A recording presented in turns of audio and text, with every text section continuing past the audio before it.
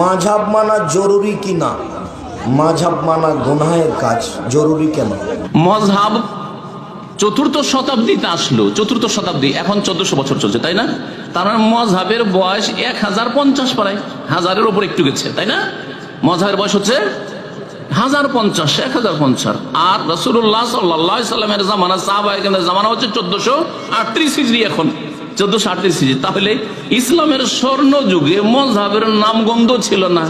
তারপরেও যদি মযহাব মানা ফরজ করে দেন, আল্লাহ ফরজ করলেন না, রাসূল সাল্লাল্লাহু আলাইহি ওয়াসাল্লাম ফরজ করলেন না, 1,24,000 কাছাকাছি কোনো সাহাবী ফরজ বললেন না, কোনো তাবেঈ ফরজ বললেন না, আর কোন 4 ইমামের কোন ইমাম ফরজ বললেন না, ইমাম বুখারী, মুসলিম, আবু দাউদ, নাসাঈ তারাও ফরজ কোনো জায়গায় কোনো কিতাবে বললেন না। আর তারপরে আজকালকার মৌলভী সাহেবেরা ফরজ করে নিল, কত বড় অপরাধ! এটা কি আল্লাহকে বাদ দিয়ে রব বানানো নয়? রাসূল সাল্লাল্লাহু আলাইহি ওয়াসাল্লামের ইন্তেকালের 70 বছর পরে ইমামদের জন্ম শুরু হয়, তো এত বছর পরে তারা জন্ম নিল, তো দিন যদি কমপ্লিট হয় তো তাদের মানা ফরজ হয় কেমনে? কথাগুলো বোঝেন? যে মাযহাব মানা যদি ফরজ হয়, কয়টা মাযহাব? তাহলে কয় মাযহাব মানা ফরজ বলছে? তো 4 মাযহাব মানা যদি ফরজ হয় তাহলে 4টাই মানো। মাযহাব যদি 4টা ফরজ হয়, কয়টা মানতে হবে? 4টা মানতে হবে। কয় না না, একটা মানবে আর 3টায় বিশ্বাস করলে হয়ে যাবে।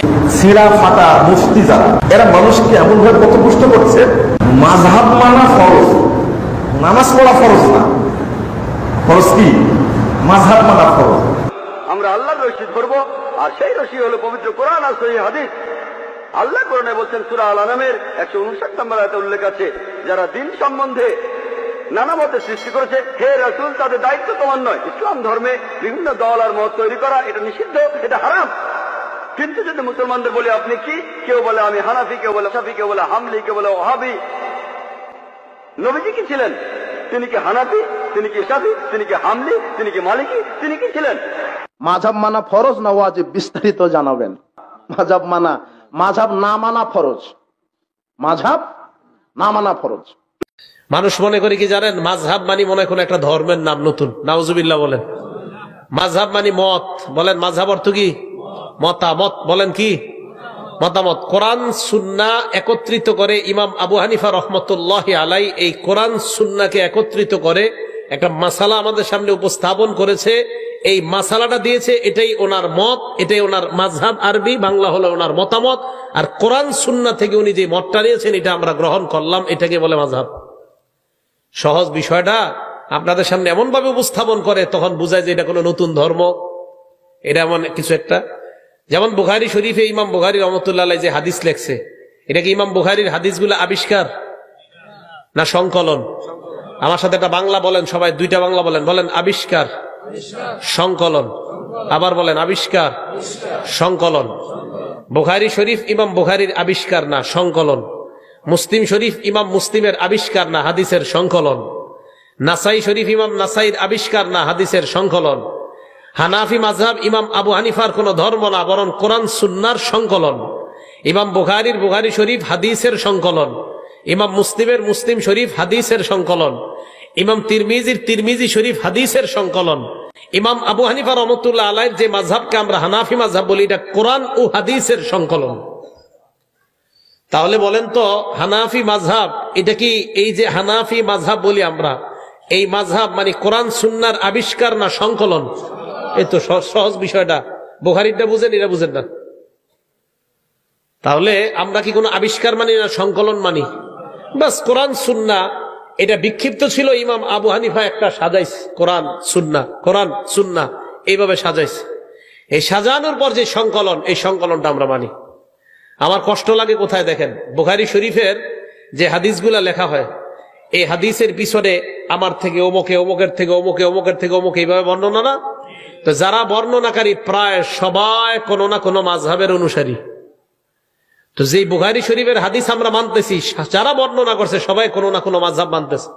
তো এখন যদি বলেন মাযহাব মানা যাবে না, মাযহাব বেদাত, তাহলে বেদাতীদের থেকে হাদিস নিছেন কি? বেদাতী থেকে হাদিস নেওয়া হয়ে গেল না? যেমন মনে করেন আমার উস্তাদ আবু জাফর আল কাসিমি, ওনার উস্তাদ আনজার শাহ কাশ্মীরি, ওনার উস্তাদ সৈয়দ হুসাইন আহমদ মাদানী, ওনার উস্তাদ মাহমুদুল হাসান দেওবন্দি, ওনার উস্তাদ কাসেম নানুতুবি। কাসেম নানুতুবি রহমতুল্লাহ আলাইহির উস্তাদ আব্দুল গনি মুজাদ্দিদি, ওনার উস্তাদ শাহ ইসহাক, ওনার উস্তাদ শাহ আব্দুল আজিজ, ওনার উস্তাদ শাহ ওলিউল্লাহ মুহাদ্দিস দেহলভী, ওনার উস্তাদ মোহাম্মদ ইবনে ইব্রাহিম, আবু তাহের মোহাম্মদ ইবনে ইব্রাহিম আত-তাইমি, অথবা আবু তাহের মোহাম্মদ ইবনে ইব্রাহিম আল কুর্দি। এই মোহাম্মদ ইবনে ইব্রাহিম আল কুর্দি দেখেন, এখান থেকে শুরু দেখেন। এই ইব্রাহিম আল কুর্দি, মোহাম্মদ ইবনে ইব্রাহিম আল কুর্দি, উনি হাদিস বলছে যার থেকে, ওনার নাম ইব্রাহিম আশ-শাফিঈ। আশ-শাফিঈ, তাহলে শাফি মাযহাব। তাহলে বুখারী শরীফের হাদিসের মধ্যে যে ইব্রাহিম আশ-শাফিঈ, শাফি মাযহাব। এই দেখেন শাফি মাযহাব, তাহলে মাযহাবের একজন পাওয়া গেল। তো বুখারী শরীফের এই হাদিসটা কেটে দেন, যেহেতু এখানে মাযহাবী একজন আছে। কথা কি বুঝে আসছে? তো দেখেন এই জায়গায় একজন মাযহাবী আছে, ওনার উস্তাদের নাম আহমদ ইবনে মোহাম্মদ, ওনার উস্তাদের নাম আহমদ ইবনে আব্দুল কুদ্দুস, ওনার উস্তাদের নাম মোহাম্মদ ইবনে আহমদ, ওনার উস্তাদের নাম আহমদ জাকারিয়া ইবনে মোহাম্মদ, ওনার উস্তাদের নাম ইবনে হাজার আসকালানি আশ-শাফি। তাহলে উনিও শাফি মাযহাব, আবার উনিও শাফি মাযহাব। এখন যদি বলেন মাযহাবের কারণে, যে মাযহাব মানাটা, যারা মাযহাব এটাকে যদি বেদাত বলেন, এটা নতুন কোন ধর্ম বলেন, এটা কি সঠিক হবে না ভুল হবে? কেন ভুল হবে? যদি বলেন এটা সঠিক, তাহলে এই হাদিস কেটে দিতে হবে, কারণ এই হাদিসের বর্ণনাকারীর মধ্যে মাযহাব মানে এমন লোক আছে। কথা কি আপনাদের সহজে বুঝে আসছে? আচ্ছা, তো বুঝে থাকলে বলেন, আমরা যে হানাফি মাযহাব, এই হানাফি মাযহাব এটা কি কোনো আবিষ্কার না কোরআন সুন্নাহর সংকলন? শাফি মাযহাব কোরআন সুন্নাহর একটা সংকলন। হাম্বলি মাযহাব ইমাম আহমদ কোরআন সুন্নাহর সংকলন করেছে। মালিকি মাযহাব ইমাম মালিক কোরআন সুন্নাহর সংকলন করেছে। তো নাম হয়ে গেছে, ওনার সংকলনটার নাম হয়েছে মালিকি। ইমাম শাফির সংকলনের নাম হয়েছে শাফি। আবু হানিফার সংকলনের নাম হয়েছে হানাফি। আহমদ ইবনে হাম্বলনের সংকলনের নাম হয়েছে হাম্বলি। ইমাম বুখারীর সংকলনের নাম হয়েছে বুখারী। ইমাম মুসলিমের সংকলনের নাম হয়েছে মুসলিম। মুসলিম কোনো আবিষ্কার না, এটা হাদিসের সংকলন। বুখারী কোনো আবিষ্কার না, এটা হাদিসের সংকলন। তিরমিজি এটা কোনো নতুন আবিষ্কার না, এটা হাদিসের সংকলন। যেমনি ভাবে এইগুলা হাদিসের সংকলন, হানাফি এটা কোরআন হাদিসের একটা সংকলনের নাম, শাফি কোরআন হাদিসের একটা সংকলনের নাম, হাম্বলি কোরআন হাদিসের একটা সংকলনের নাম, মালিকি কোরআন হাদিসের একটা সংকলনের নাম। বুখারী আবিষ্কার না সংকলন? হানাফি আবিষ্কার না সংকলন? এই তো বুঝে আসছে। সহজ বিষয়, এগুলো আর কঠিন করবে না। যদি আপনার কেউ আইসা কয় তুমি বুখারী মানো না হানাফি, আপনি বলবেন আপনি আবিষ্কার মানেন না সংকলন, বাংলা কইবেন।